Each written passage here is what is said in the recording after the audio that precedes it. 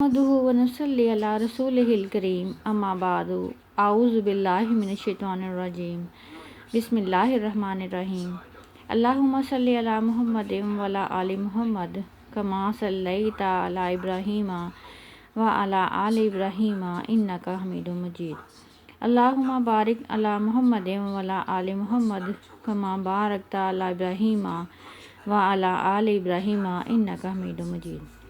Doctor Aamir Liaquat حسین اب اس دنیا میں نہیں رہے، مگر وہ اپنے جانے سے پہلے کچھ اچھے پروگرام کر کے گئے ہیں، جن میں کہ الوداع رمضان ٹرانسمیشن، استقبال رمضان، نیز یہ کہ عالم آن لائن اور اس طرح سے دیگر اسلامی پروگرام انہوں نے کیے۔ اگرچہ ان کی شخصیت کے کچھ منفی پہلو بھی اسکرین پر نمایاں ہوئے، مگر شاید وہ انہوں نے شہرت پانے کے لیے کیا تھا، کیونکہ 4 چیزیں ہی ان کو لے ڈوبی ہیں، جس میں کہ شہرت ہے، نشہ ہے، دولت ہے اور میڈیا ہے۔ یہ 4 چیزیں ہی ان کو لے ڈوبی ہیں اور شاید وہ غلط راستے پر چل پڑے تھے، جس کی وجہ سے کہ وہ اپنی جان سے ہاتھ دھو بیٹھے۔ آیا اب یہ بات معلوم نہیں ہو سکی کہ آیا انہوں نے خودکشی کی ہے یا انہیں قتل کیا گیا ہے، یہ تو پوسٹ مارٹم کی رپورٹ سے ہی معلوم ہوگا۔ مجھے کل ان کا ایک رمضان ٹرانسمیشن پروگرام دیکھنے کا اتفاق ہوا۔ اس میں انہوں نے کچھ اس طرح سے لوگوں کو قرآن پاک پڑھنے کی طرف مائل کیا ہے۔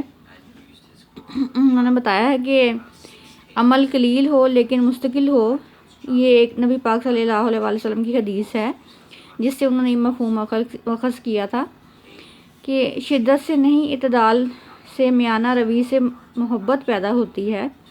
محبت کبھی بھی شدت سے تسخیر نہیں ہوتی۔ قدم چاہیے ہوتے ہیں، خوبصورتی کے الفاظ چاہیے ہوتے ہیں۔ نبی پاک صلی اللہ علیہ وسلم کی سنت مطہرہ کو سامنے رکھیں کہ انہوں نے کیسے دشمنوں کو قائل کیا۔ ایک شعر انہوں نے یہ پڑھا ہے عامر لیاقت حسین مرحوم نے کہ دشمن جو تھے قائل ہوئے، سرکش جو تھے مائل ہوئے، مسحور کن تھا اس قدر یا مصطفیٰ لہجہ تیرا، صلی اللہ علیہ وسلم۔ نصیحت نبی پاک صلی اللہ علیہ وسلم کی ہے اعتدال۔ ام المومنین حضرت عائشہ کے پاس ایک عورت آئی کہ میں کتنی عبادت کرتی ہوں، روزے رکھتی ہوں، نفل نمازیں پڑھتی ہوں۔ نبی پاک صلی اللہ علیہ وسلم کی حدیث شریف یہ تھی کہ اللہ کو وہ عمل محبوب ہے جو قلیل ہو لیکن مستقل ہو۔ ہمارے آج کی سورت کا موضوع ہے سورت المزمل۔ سورت المزمل ہجرت سے پہلے اس کا نزول ہوا۔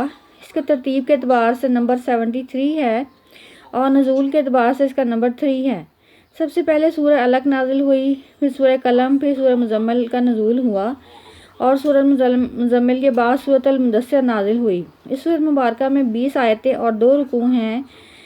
یا ایھا المزمل، اس کا ترجمہ سننے سے پہلے ہمیں ایک اصول سمجھنا ہوگا کہ عرب لوگوں میں یہ رواج تھا کہ جب کسی کے نام کے ساتھ محبت کا اظہار کرنا ہوتا تھا تو وہ جس حالت میں ہوتا تھا اسے اسی حالت میں ہی مخاطب کرتے تھے۔ مثال کے طور پر حضرت ابو حذیفہ رضی اللہ عنہ سو رہے تھے، نبی پاک صلی اللہ علیہ وسلم نے پیار سے جگایا اور کہا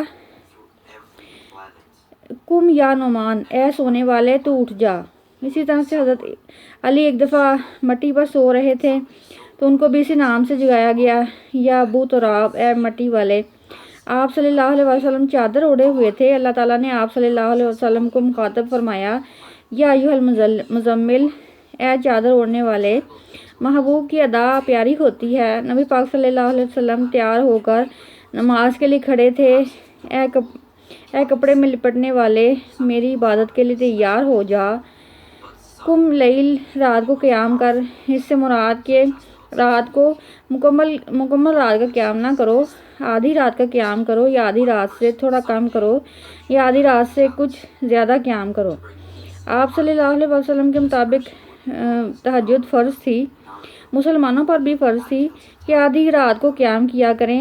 اکثر آدھی رات اللہ کی عبادت میں گزر جاتی اور لوگوں کو یہ احساس نہ ہوتا کہ آیا رات کا کتنا وقت گزرا ہے کیونکہ عبادت میں بہت لطف تھا۔ آگے چل کر سورۃ المزمل میں فرمایا گیا کہ قرآن کو خوب ٹھہر ٹھہر کر پڑھو، تلاوت میں تیزی نہ کی جائے۔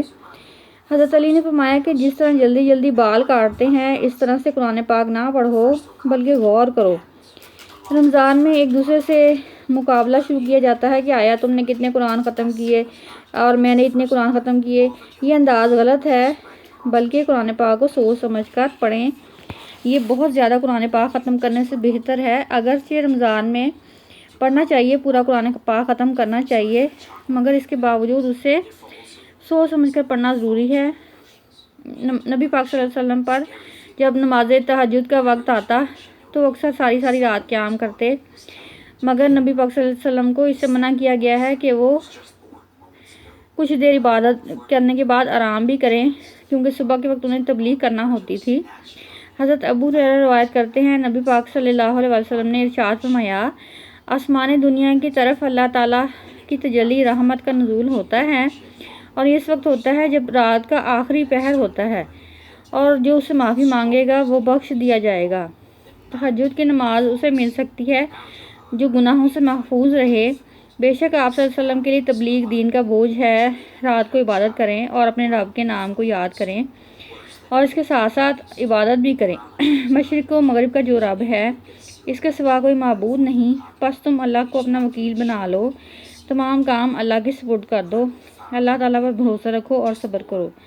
اور جو لوگ کفار مکہ طعنے دیتی ہیں ان پر صبر کرو، تمہیں غیبی امداد آئے گی، اور اس سے کنارہ کشی اختیار کر لو اور تبلیغ دین کو جاری رکھو۔ وہ لوگ جو مالدار ہیں انہیں میرے سپرد کر دو، میں انہیں عذاب دوں گا۔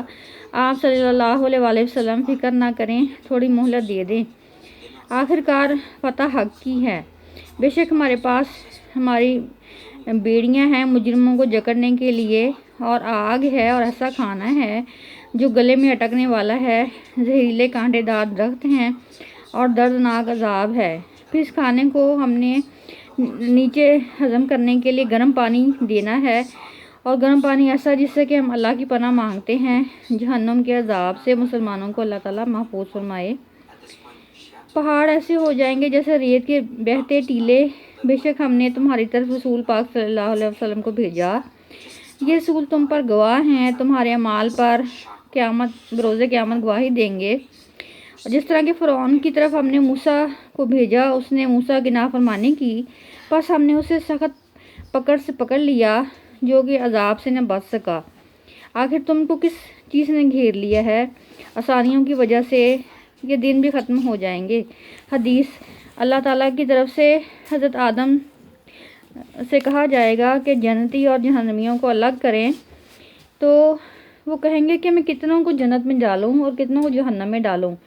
تو اس وقت 1000 میں سے 999 جہنم میں جائیں گے اور صرف ایک فرد ہی جنت میں جائے گا۔ چنانچہ وہ کام کریں جس سے کہ اللہ تعالیٰ راضی ہو۔ آسمان اس دن دہشت سے پھٹ جائے گا، یہ وعدہ پورا ہو کر رہے گا۔ بے شک یہ نصیحت ہے، بے شک جو چاہے اپنے آپ کو راضی کر لے۔ چنانچہ آدھی رات سے کم یا زیادہ، کبھی کبھی پوری رات بھی نبی پاک صلی اللہ علیہ وسلم کی عبادت میں گزر جاتی، کیونکہ وہ عبادت میں مستغرق رہتے تھے، اور آپ صلی اللہ علیہ وسلم کے ساتھ مومنوں کا ایک گروہ بھی ہوتا تھا جو کہ عبادت میں مصروف ہوتا تھا۔ چنانچہ اس صورت میں اللہ تعالیٰ نے یہ فرما دیا کہ عبادت کرو، مگر صبح کے کام کے لیے بھی اپنی طاقت بچا کر رکھو۔ وآخر دعوانا ان الحمد للہ رب العالمین۔